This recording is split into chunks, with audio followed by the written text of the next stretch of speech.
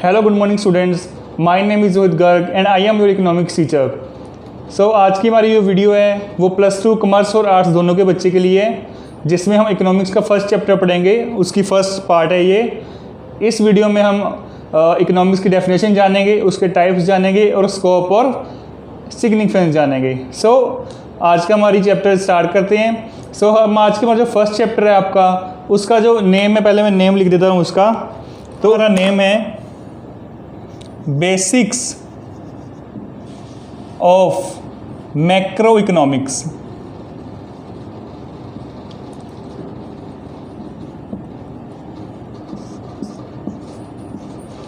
हम basics of macro economics पढ़ेंगे। अभी मैक्रो इकोनॉमिक्स से पहले सबसे पहले मैं इकोनॉमिक्स के बारे में बात करना चाहूँगा। आपने +1 में पढ़ा होगा कि इकोनॉमिक्स क्या होती है। सो इकोनॉमिक्स एक स्टडी होती है जिसमें हम इकोनॉमिक प्रॉब्लम्स और इकोनॉमिक कंडीशंस के बारे में जानते हैं। ठीक है बच्चे। और जो इकोनॉमिक्स होती है वो 2 लेवल की होती है। इकोनॉमिक्स हमारी जो होती है उसकी जो स्टडी होती है वो 2 लेवल पे होती है। एक होती है माइक्रो लेवल पे, एक होती है मैक्रो लेवल पे। एक माइक्रो पे, एक मैक्रो पे। माइक्रो पे आप पढ़ चुके हो, जिसको माइक्रो इकोनॉमिक्स बोलते हो आप। माइक्रो लेवल के मतलब होता है कि एक इंडिविजुअल लेवल। इंडिविजुअल लेवल मतलब जब आप इकोनॉमिक्स स्टडी करते हो एक इंडिविजुअल लेवल पे। इंडिविजुअल लेवल का मतलब होता है कि जब आप किसी एक पर्टिकुलर इंसान की बात करते हो कि उसको क्या सेटिस्फेक्शन चाहिए, उसको कौन सी चीज़ प्रोड्यूस करनी है, उसकी इनकम कितनी है, उसकी बात करते हैं हम सिर्फ एक आदमी की, तो वो होती है हमारी माइक्रो इकोनॉमिक्स। अब हमारे लिए नया क्या है? Macro economics. Macro economics individual level पे नहीं होती, वो होती है एट होल लेवल। और अगर हम इसमें कह दूं कि एट नेशनल लेवल।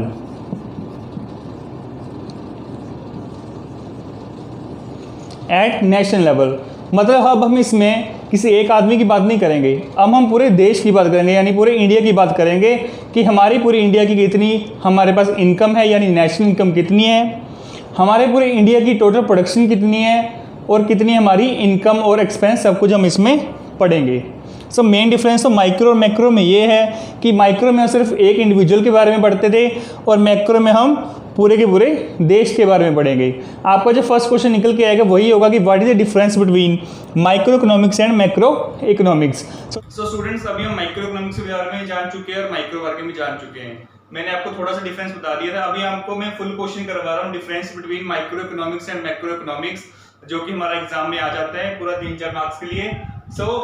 चलो मैंने यहाँ पर बेसिस लिख दी है, जिस बेसिस के हिसाब से दोनों में डिफरेंस आता है। सबसे पहला बेसिस स्टार्ट करते हैं। On the basis of study, मैंने आपको बताया था कि इकोनॉमिक्स एक स्टडी है। सो दोनों में डिफरेंस क्या है कि जो माइक्रो इकोनॉमिक्स है वो स्टडी है इंडिविजुअल लेवल की, ये मैं आपको पहले बता चुका हूं। जो माइक्रो इकोनॉमिक्स है वो स्टडी है इंडिविजुअल लेवल की, और जो मैक्रो इकोनॉमिक्स है वो किस लेवल की स्टडी है बच्चे? नेशनल लेवल की। नेशनल लेवल की, या हम कह सकते हैं इसे होल लेवल की, यानी पूरी की पूरी कंट्री की। ये हमारा फर्स्ट बेसिस हो गया। सेकंड बेसिस जो निकल गया था वो हमारा इकोनॉमिक वेरिएबल्स। अभी बच्चे 2 चीज होती है इकोनॉमिक में, एक होती है कांस्टेंट और दूसरी होती है वेरिएबल। कांस्टेंट वो चीजें होती है जो कभी चेंज नहीं होती, फिक्स होती हैं, और वेरिएबल्स वो चीजें होती हैं जो चेंज होती रहती हैं। सो जब हम माइक्रो इकोनॉमिक्स पढ़ते थे तो हमारी 2 चीजें ऐसी थी जो ज्यादा चेंज होती रहती थी, जिनके हिसाब से पूरी माइक्रो इकोनॉमिक्स जिस पर बेसिस थी वो थी डिमांड एंड सप्लाई। ये दोनों चीजों के क्या थी? हमारे इकोनॉमिक वेरिएबल्स थे जो माइक्रो इकोनॉमिक्स में हम स्टडी करते थे, जो कि चेंज होते रहते थे और जिसके चेंज होने के हिसाब से हमारी इकोनॉमिक्स पूरी इसके ऊपर चलती थी। सो माइक्रो में तो हम डिमांड एंड सप्लाई के बारे में पढ़ते थे। अब मैक्रो में किसके बारे में पढ़ेंगे? हमने कहा था कि ये डिमांड एंड सप्लाई किसी एक आदमी की होती है, लेकिन मैक्रो में हम पूरे टोटल आदमी के बारे में पढ़ते हैं। सो इसमें क्या होगी? मैक्रो इकोनॉमिक्स में सिंपल डिमांड नहीं होगी, इसमें होगी एग्रीगेट डिमांड। बच्चे, एग्रीगेट डिमांड एंड एग्रीगेट ही हमारी सप्लाई। अब बच्चे एग्रीगेट का मीनिंग क्या था? एग्रीगेट का मीनिंग होता है टोटल। एग्रीगेट का मीनिंग होता है टोटल, यानी टोटल डिमांड और टोटल सप्लाई। भाई नेक्स्ट है इकोनॉमिक एजेंट्स। एजेंट्स वो बंदे होते हैं जो एक इकोनॉमिक्स में डील करते हैं। जब हमने माइक्रो इकोनॉमिक्स पढ़ी थी तो दो ही आदमी की हम बात करते थे, एक होता था कंज्यूमर और दूसरा होता था प्रोड्यूसर। एक होता था कंज्यूमर और दूसरा होता था प्रोड्यूसर। ये दोनों ही इकोनॉमिक एजेंट्स हैं हमारे, जो हम माइक्रो इकोनॉमिक्स में पढ़ते थे। लेकिन मैक्रो इकोनॉमिक्स में ऐसा नहीं है बच्चे, हम किसी एक आदमी की बात नहीं कर रहे। मैक्रो इकोनॉमिक्स में हम ज्यादातर किसी ग्रुप ऑफ पीपल्स या किसी रिप्रेजेंटेटिव बॉडी या फिर किसी ऑर्गेनाइजेशन के बारे में बात करेंगे, जैसे कि हमारा आरबीआई। बच्चे आरबीआई क्या है? आरबीआई हमारा है रिजर्व बैंक ऑफ इंडिया, जो कि सारे बैंकिंग सिस्टम को कंट्रोल करता है। हमारे बैंकिंग सिस्टम को कंट्रोल करता है। नोट्स भी वहीं छपते हैं रिजर्व बैंक ऑफ इंडिया में। सो हमारा जो इसमें एजेंट्स रहेंगे, जैसे आरबीआई रह सकता है,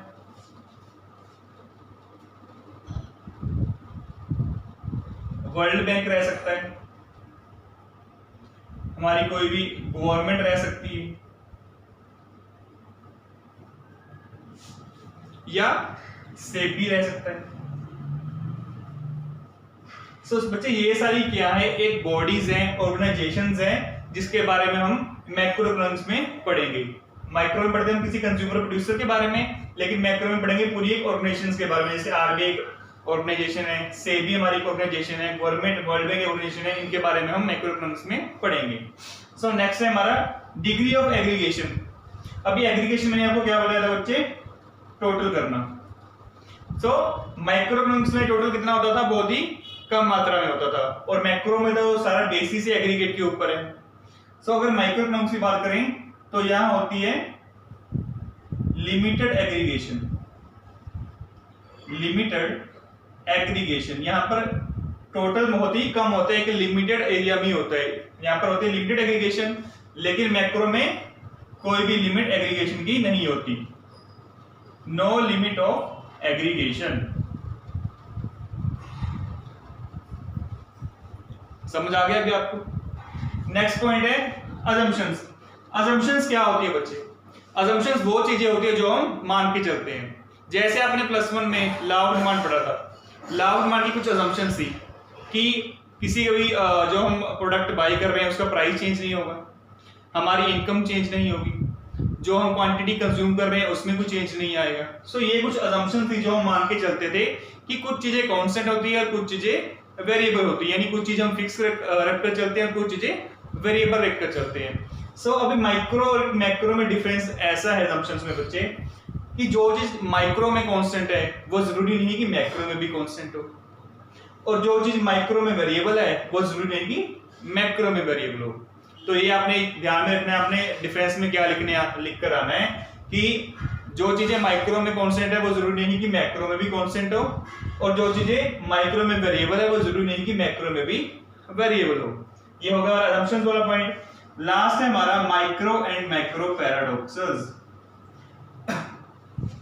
अब ये जो पॉइंट है ना आपका, 1 मार्क से आपका क्वेश्चन आएगा ही आएगा सीबीएसई में, कि माइक्रो मैक्रो पैराडॉक्सेस क्या होते हैं। बच्चे माइक्रो मैक्रो पैराडॉक्सेस क्या होते हैं कि जो चीज माइक्रो में सही है वो जरूरी नहीं कि मैक्रो में भी सही हो, और जो चीज मैक्रो में सही है वो जरूरी नहीं कि माइक्रो में सही हो। इसका आपको बहुत ही अच्छा एग्जांपल दे रहा हूं, आपको ये लिख कर आना है, आपको फुल मार्क्स मिलेंगे।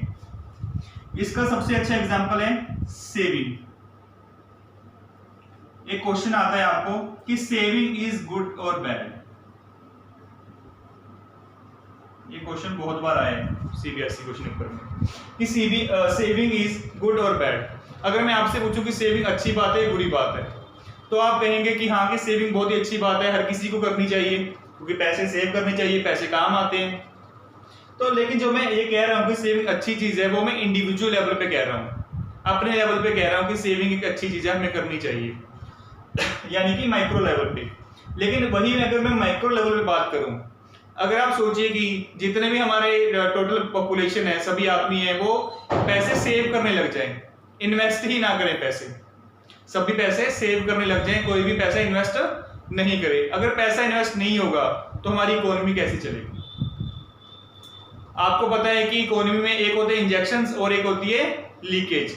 इंजेक्शन वो चीजें होती है जिससे हमारी इकोनॉमी ग्रो करती है, और लीकेज ऐसी चीज होती है जिससे हमारी इकोनॉमी डाउन जाती है।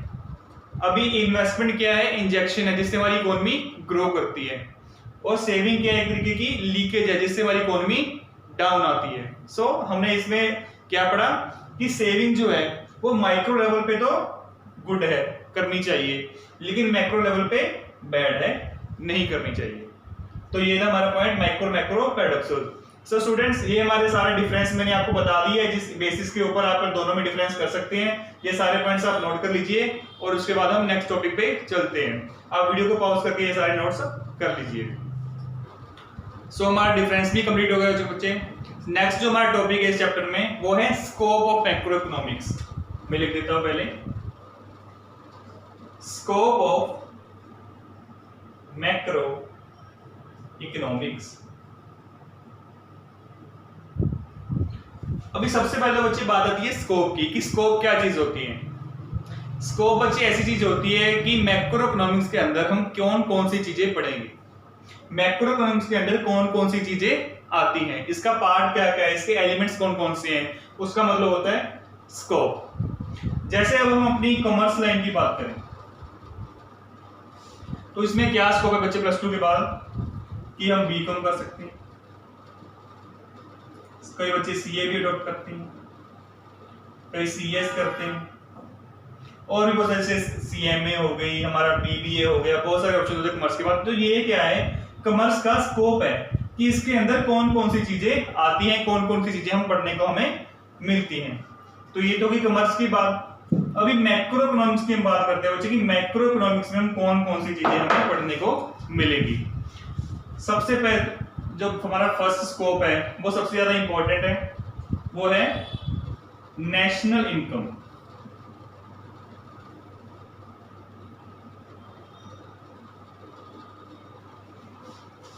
नेशनल इनकम आपका next chapter national income. National income क्या है बच्चे? हमारे पूरी कंट्री की, सभी पॉपुलेशन की टोटल इनकम। अभी सभी को ऐड कर देते हो, क्या निकल के आती है हमारी नेशनल इनकम। ये कैलकुलेट करनी बहुत ही जरूरी होती है ताकि हमें पता चल सके कि हमारा जो कंट्री है वो ग्रो कर रहा है, उसमें कुछ फायदा हो रहा है, नुकसान हो रहा है। तो ये सब हमें पता चल जाता है माइक्रो इकोनॉमिक्स में। सबसे पहली चीज जो इसमें आती है स्कोप में वो है नेशनल इनकम की। हमें नेशनल इनकम के बारे में पूरी जानकारी मिलती है इसमें। सेकंड जो पॉइंट है वो है थ्योरी ऑफ मनी सप्लाई। ये भी आपका बहुत अच्छा टॉपिक है। अभी थ्योरी ऑफ मनी सप्लाई क्या है बच्चे, कि हमें पता चल जाएगा कि हमारी कंट्री में मनी सप्लाई कैसी चल रही है, यानी पैसा कहां से आ रहा है, पैसा कहां जा रहा है, पैसा रोटेट कितना हो रहा है, हमारी कंट्री में पैसा कितना पूरा अवेलेबल है, और पैसे को हम कम ज्यादा कैसे करते हैं। ये सारी चीजें हम कैसे पढ़ेंगे? मैक्रो इकोनॉमिक्स में हम ये सारी चीजें पढ़ेंगे। सो इसको हम क्या बोलते हैं? थ्योरी ऑफ मनी सप्लाई, जिसमें मनी सप्लाई के बारे में पूरी चीज जानेंगे कि ये क्या चीज है, कैसे इसको कंट्रोल कर सकते हैं, कैसे इसको बढ़ा सकते हैं, और मनी सप्लाई कैलकुलेट कैसी होती है। सेकंड टॉपिक हो गया हमारा। थर्ड है हमारा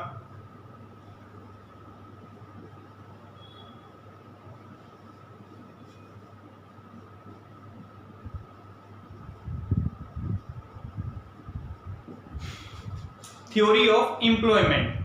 हम बच्चे मैक्रो इकोनॉमिक्स में ये चीज पढ़ेंगे कि एम्प्लॉयमेंट हमारे देश में कितनी है, कितने बंदे एम्प्लॉयड हैं, कितने अनएम्प्लॉयड है यानी बेरोजगार हैं, किस किस टाइप की हमारे पास अनएम्प्लॉयमेंट है, ये हम पढ़ेंगे। अनएम्प्लॉयमेंट क्यों होती है, इसके क्या कारण है होने के, इसको सोल्व कैसे कर सकते हैं, और हमारी इंडिया में जो हमारी गवर्नमेंट है उन्होंने क्या क्या पॉलिसीज चलाई है इस एम्प्लॉयमेंट को बनाने के लिए। तो ये सारी चीजें हम इसमें पढ़ेंगे। नेक्स्ट है हमारा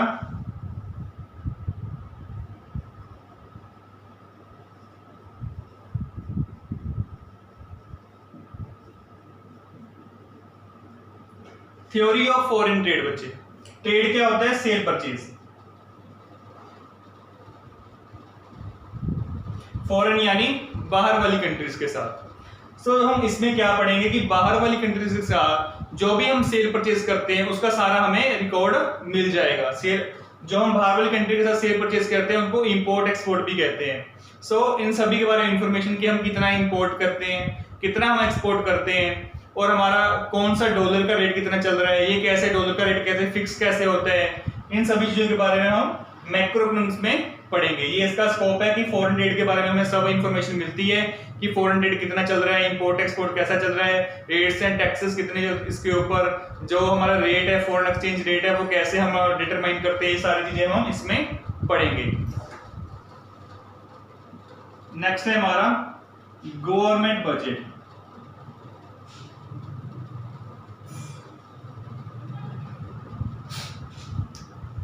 गवर्नमेंट बजट क्या चीज होती है कि एक तरह से एक रिकॉर्ड बनाया जाता है जिसमें हम कैलकुलेट करते हैं कि हमारे आने वाले साल में हमारे पास इतने खर्चे किए जाएंगे और हमारे पास इतनी इतनी इनकम आएगी। सो गवर्नमेंट भी एक बजट तैयार करती है कि आने वाले साल में हम यहाँ से पैसा इन्वेस्ट करेंगे, यानी यहाँ पर खर्चा करेंगे और यहाँ से हमें इनकम आएगी। उन सभी बातों का हम मैक्रो इकोनॉमिक्स में पढ़ेंगे कि गवर्नमेंट को जो पैसा मिलता है वो कहाँ से उसको इनकम होती है, वो कहाँ कहाँ पैसे खर्च करती है, या फिर जब गवर्नमेंट को घाटा पड़ जाता है तो वो उसको क्या करना पड़ता है, कब कब इसे घाटा पड़ता है, यानी डेफिसिट कब कब पड़ता है। ये सारी चीज हम किसमें पढ़ेंगे? मैक्रो इकोनॉमिक्स में। नेक्स्ट जो हमारा स्कोप है वो है गवर्नमेंट बजट, जिसमें गवर्नमेंट की पॉलिसीज भी गवर्नमेंट की पॉलिसी के बारे में जानेंगे कि पॉलिसीज वो कैसे फॉर्मेट करती है अपने बजट को ठीक करने के लिए, अपनी इनकम वो कैसे बढ़ाती है, कम करती है, सब्सिडीज कैसे दी जाती है, टैक्सेस के बारे में पढ़ेंगे। ये सारा इसका स्कोप है। लास्ट जो है हमारा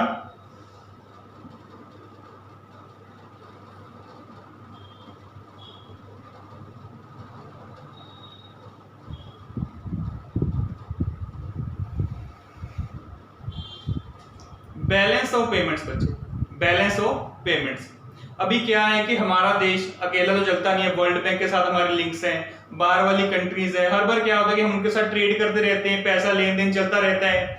कई बार हमें पैसों की जरूरत होती है, हम बाहर वर्ल्ड बैंक से लोन भी ले लेते हैं, कई बार बाहर वाली कंट्रीज हमसे लोन ले लेती हैं। सो ये एक पूरा एक रिकॉर्ड रखा जाता है कि हमने बाहर वाली कंट्रीज को कितना पैसा देना है और कितना पैसा उनसे लेना है। अगर हमारी पेमेंट ज्यादा निकल रही है, यानी हमने लेना पैसा कम है और देना ज्यादा, यानी हमारे ऊपर लोन चढ़ा हुआ है, तो उसका जो रिकॉर्ड होता है उसको हम क्या बोलते हैं? Balance of payments. Balance of payments में हम वो रिकॉर्ड रखते हैं कि हमें बाहर वाली कंट्रीज को कितना पैसा और लोन देना है, ताकि हम ये सब हमें कैसे पता चलेगा? मैक्रो इकोनॉमिक्स की स्टडी में ही पता चलेगा कि हम बैलेंस ऑफ पेमेंट हमारा कितना है, कितनी कितनी कंट्री को हमने पैसा देना है, हमारे ऊपर लोन कितना चढ़ा हुआ है, ये सारी चीजें हम किसमें पता करेंगे? हम मैक्रो इकोनॉमिक्स में। सो ये आपका नेक्स्ट टॉपिक कंप्लीट हो चुका है, स्कोप ऑफ मैक्रो इकोनॉमिक्स। मैंने आपको सारे पॉइंट्स लिख दिए जो भी मेन है आपको मैंने इसको समझा भी दिया इसके अंदर, लेकिन जो भी इसकी थ्योरी है जो आपको अपने मन से बनानी है, क्योंकि जितना आप अपने हिसाब से लिखोगे उतनी आपके अच्छे मार्क्स आएंगे। लेकिन फिर भी अगर आपको प्रॉब्लम आती है तो आपके पास बुक्स होंगी, आपको उसमें से रीड कर लेना है और ये सारे पॉइंट है याद कर लेने हैं। सो ये भी हमारा टॉपिक हो चुका है। अभी हम चलेंगे नेक्स्ट टॉपिक के ऊपर। सो अभी हमारे दो टॉपिक कंप्लीट हो चुके हैं। पहले है हमारा difference between micro economics and macro economics, और सेकंड है हमारा सोर्सेज ऑफ माइक्रो इकोनॉमिक्स। अभी वो कंप्लीट हो गया। अभी हमारा इस चैप्टर का लास्ट टॉपिक है वो है सिग्निफिकेंस ऑफ मैक्रो इकोनॉमिक्स। तो बच्चों, सिग्निफिकेंस होती है इंपॉर्टेंस, मतलब मैक्रो इकोनॉमिक्स का फायदा क्या है। जैसे माइक्रो इकोनॉमिक्स क्या है कि माइक्रो इकोनॉमिक्स में स्टडी करेंगे इकोनॉमिक्स की, नेशनल इनकम की, सबकी, इनका क्या फायदा होता है बच्चे? इनका फायदा ये है कि ये मैंने पॉइंट सारे लिख दिए, मैं आपको पॉइंट आपको बताता हूँ। जैसे अपने माइक्रो इकोनॉमिक्स से आपको फायदा पता है कि माइक्रो इकोनॉमिक्स क्यों पढ़ी जाती थी, ताकि हमें प्रोड्यूसर इक्विलिब्रियम मिल जाए, कंज्यूमर इक्विलिब्रियम मिल जाए, ये सब चीजें हमें पता चल जाती थी, सेटिस्फेक्शन हाई कैसे हो सकती है। तो अब हम पढ़ेंगे कि मैक्रो इकोनॉमिक्स हम क्यों पढ़ते हैं, क्या फायदे इसके। सबसे पहला फायदा जो निकल के आता है वो है description of economy. Description of economy, बच्चे इकोनॉमी क्या होती है? जहां पे हम रह रहे हैं, जहां पे हम अपने पैसे कमा रहे हैं, यानी इंडिया की इकोनॉमी की पूरी हमें डिस्क्रिप्शन मिल जाती है कि हमारी इंडिया की इकोनॉमी कैसी चल रही है, हमारी कैसी चल रही है, मतलब हम पैसा कितना कमा रहे हैं, हमारे ऊपर लोन कितना चढ़ा हुआ है, हम प्रोडक्शन कितनी कर रहे हैं, हमारे ऊपर नुकसान कितना हो रहा है, फायदा कितना हो रहा है, सब हमें कैसे किसकी वजह से पता चलता है? मैक्रो इकोनॉमिक्स की वजह से। सो मैक्रो इकोनॉमिक्स का हमारा फर्स्ट पॉइंट ये है कि हमें इकोनॉमी की पूरी डिस्क्रिप्शन मिल जाती है कि हमारी इकोनॉमी कैसी चल रही है। सेकंड जो हमारा इसका सिग्निफिकेंस है वो है इकोनॉमिक ग्रोथ रोड मैप। मतलब कि जैसे हमारी इकोनॉमी जो ग्रो कर रही है, इसकी जीडीपी बढ़ती जा रही है, ग्रोथ करती है जो, तो हमें पता कैसे चलेगा कि इसका रोड मैप क्या है। रोड मैप होता है बच्चे कि किस तरह से ग्रो कर रही है। हमारे 3 सेक्टर होते हैं, एक प्राइमरी सेक्टर, सेकेंडरी सेक्टर और सर्विस सेक्टर। हम पता है हमें तीनों कौन कौन से होते हैं। सो हमें पता कैसे चलेगा कि प्राइमरी सेक्टर में कितनी ग्रोथ हुई है, सेकेंडरी सेक्टर में कितनी ग्रोथ हुई है और सर्विस सेक्टर में कितनी ग्रोथ हुई है, हमारे पब्लिक सेक्टर में कितनी ग्रोथ हुई है, प्राइवेट सेक्टर में कितनी ग्रोथ हुई है। सो इस सभी चीजों का जो रोड मैप बनता है, यानी कि एक हम एक तरीके से हम कह सकते हैं जो चार्ट ऑफ इंफॉर्मेशन, कि पूरी इंफॉर्मेशन का हम एक चार्ट तैयार करते हैं जिससे हमें पता चलता है कि हमारी इकोनॉमिक ग्रोथ कैसी चल रही है। वो हमें किस चीज से पता चलता है जब हम माइक्रो इकोनॉमिक्स की स्टडी करते हैं। ठीक है, ये हो गए हमारे 2 पॉइंट्स। नेक्स्ट निकल के आता है वो है calculation of national income. Calculation of national income मतलब जब हमारी नेशनल इनकम यानी पूरी कंट्री की होल टोटल इनकम है, वो कैलकुलेट हम कैसे कर सकते हैं, मैक्रो इकोनॉमिक्स की वजह से हम कैलकुलेट कर सकते हैं। अगर हम, क्योंकि माइक्रो इकोनॉमिक्स में सिर्फ हम एक आदमी की इनकम कैलकुलेट करते थे, लेकिन मैक्रो इकोनॉमिक्स में हम पूरी की पूरी कंट्री की इनकम हम कैलकुलेट करेंगे। तो हमें इसे पता किससे चल जाएगा, क्योंकि मैक्रो इकोनॉमिक्स में बहुत सारे मेथड्स देते हैं जिसके हिसाब से हम अपनी नेशनल इनकम कैलकुलेट कर सकते हैं, जो हम नेक्स्ट चैप्टर में आने वाले चैप्टर्स में पढ़ेंगे कि नेशनल इनकम कैलकुलेट कैसी होती है। सो नेक्स्ट हमारा सिग्निफिकेंस है प्रॉब्लम्स ऑफ पॉवर्टी। अब बच्चे पॉवर्टी की बात करें, पॉवर्टी क्या होता है? पॉवर्टी होती है हमारी गरीबी, कि हमारे देश में जितनी गरीबी फैली हुई है, जो बंदे पॉवर्टी लाइन के अंदर हैं वो कितने हैं, वो कौन कौन सी प्रॉब्लम से जूझ रहे हैं और उन प्रॉब्लम को हम सोल्व कैसे कर सकते हैं। ये सारी बातें हम मैक्रो इकोनॉमिक्स में स्टडी करेंगे। जैसे कोई भी बंदा जो पॉवर्टी लाइन के अंदर है वो किस बेसिस पे अंदर है, यानी कोई बंदा पॉवर्टी लाइन के नीचे क्यों माना जाता है, ये हम पढ़ेंगे।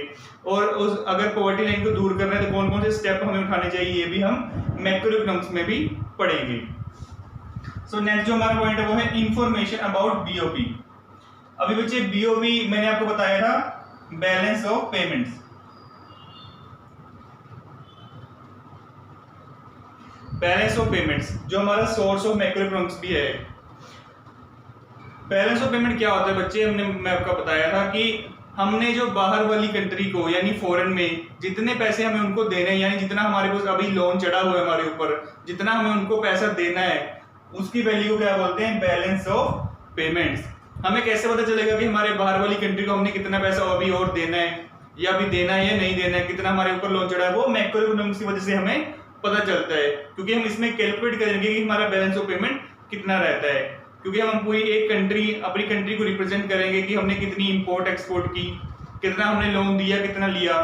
तो ये सारे कैलकुलेशन हम किसकी मदद से करते हैं, मैक्रो इकोनॉमिक्स की वजह से। सो हमें इंफॉर्मेशन पूरा पता चल जाती है कि बैलेंस ऑफ पेमेंट हमारा कितना है। लास्ट है हमारा पॉलिसी फॉर्मेशन। पॉलिसी फॉर्मेशन ये हमारा सबसे इंपॉर्टेंट है। पॉलिसी क्या होती है बच्चे, वो पॉलिसीज जो कि टेक्निक्स, मेथड्स या प्रोग्राम्स हम कह सकते हैं, जो ये सारी प्रॉब्लम जो हमें हमारे देश में पैदा होती है। जैसे कोई भी प्रॉब्लम आ गई, जैसे अभी कोरोना का टाइम है तो हमारे देश में बहुत सारी मुश्किलें हमें झेलनी पड़ रही हैं, तो उसको ठीक करने के लिए गवर्नमेंट बहुत सारी पॉलिसीज बनाती है, यानी बहुत सारी टेक्निक्स और मेथड्स लगाती है ताकि हम उस प्रॉब्लम से दूर हो जाए। तो अगर कोई भी स्टेप लेना है यानी कि पॉलिसी बनानी है, तो हम किसी एक आदमी को देखेंगे नहीं, तो माइक्रो लेवल पे तो देखेंगे नहीं।